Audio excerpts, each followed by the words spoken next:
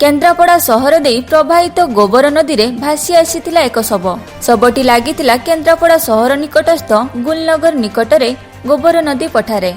शवटी एक धला जरी रे गुड़ा होइथिला। स्थानीय लोके आज सकाळे गोबर नदी रे एही शवकु देखिबा परे कोकुआ भय सृष्टि होइथिला।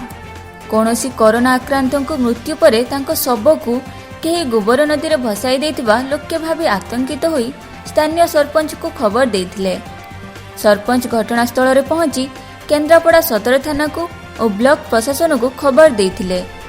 खबर पाई सदर थाना पुलिस शव उद्धारकारी घटनास्थल रे पहुंची और शव उद्धारकारी सहयोग रे नदी शव उद्धार करा जायथिला।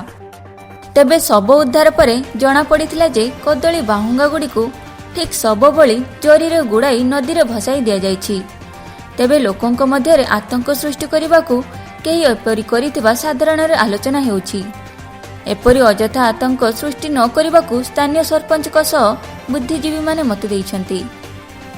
केन्द्रापड़ा जिल्लारो मनमथ राउतक रिपोर्ट न्यूज अल्फाज।